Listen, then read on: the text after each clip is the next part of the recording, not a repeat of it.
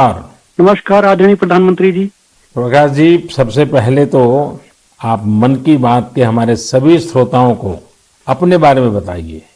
आप कितने समय से ये काम कर रहे हैं और कोरोना के समय आपका क्या अनुभव रहा है, क्योंकि देश के लोगों को इस प्रकार से न टीवी पर दिखते हैं न अखबार में दिखते हैं, फिर भी एक ऋषि की तरह लैब में रह करके काम कर रहे हैं।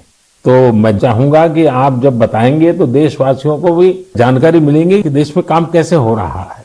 सर, मैं दिल्ली सरकार के स्वास्थ्य संस्थान institute of liver and biliary sciences नाम के हॉस्पिटल में पिछले 10 वर्षों से लैब टेक्नीशियन के रूप में कार्यरत हूँ। मेरा स्वास्थ्य क्षेत्र का अनुभव 22 वर्षों का है। आईएलबीएस से पहले भी मैं दिल्ली के Apollo hospital, Rajiv Gandhi cancer hospital, Rotary blood bank जैसे प्रतिष्ठित संस्थान में काम कर चुका हूँ।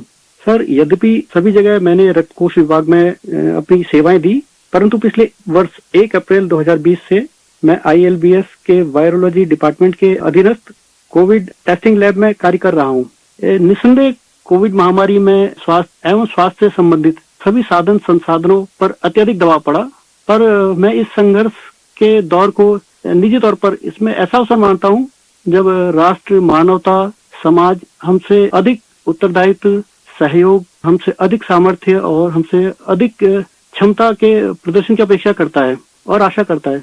और सर, जब हम राष्ट्र के, मानवता के, समाज की अपेक्षा के और आशा के अनुरूप अपने स्तर पर, जो कि एक बूंद के बराबर है, हम उस पर काम करते हैं, खरा उतरते हैं, तो एक गौरव की अनुभूति होती है।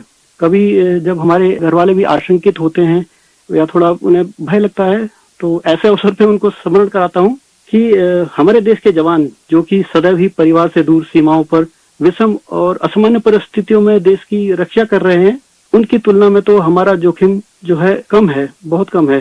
तो वो भी इस चीज को समझते हैं और मेरे साथ में एक तरह से वो भी सहयोग करते हैं और वो भी इस आपदा में समान रूप से जो भी सहयोग है उसमें अपनी सहभागिता निभाते हैं। प्रकाश जी, एक तरफ सरकार सबको कह रही है कि दूरी रखो, दूरी रखो, कोरोना में एक दूसरे से दूर रहो, और आपको तो सामने से होकर के कोरोना के जीवाणुओं के बीच में रहना ही पड़ता है, सामने से जाना पड़ता है। तो ये अपने आप में एक जिंदगी को संकट में डालने वाला मामला रहता है, तो परिवार को चिंता होना बहुत स्वाभाविक है।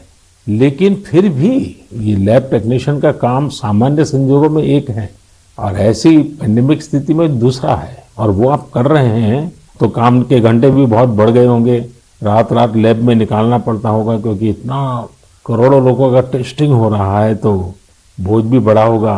लेकिन अपनी सुरक्षा के लिए भी सावधानी रखते हैं कि नहीं रखते हैं? बिल्कुल रखते हैं सर। हमारे आईएलबीएस की जो लैब है वो WHO से मान्यता प्राप्त है, तो जो सारे प्रोटोकॉल हैं वो इंटरनेशनल स्टैंडर्ड के हैं। हम त्रिस्तरीय जो हमारी पोशाक है उसमें हम जाते हैं लैब में और उसी में हम काम करते हैं, और उसका पूरा डिस्कार्डिंग का, लेबलिंग का और उनको टेस्टिंग का एक पूरा प्रोटोकॉल है, तो उस प्रोटोकॉल के तहत काम करते हैं।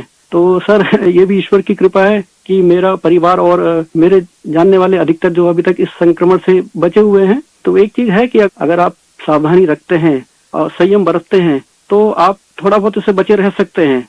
प्रकाश जी, आप जैसे हजारों लोग पिछले 1 साल से लैब में बैठे हैं और इतनी जहमत कर रहे हैं, इतने लोगों को बचाने का काम कर रहे हैं, जो देश आज जान रहा है।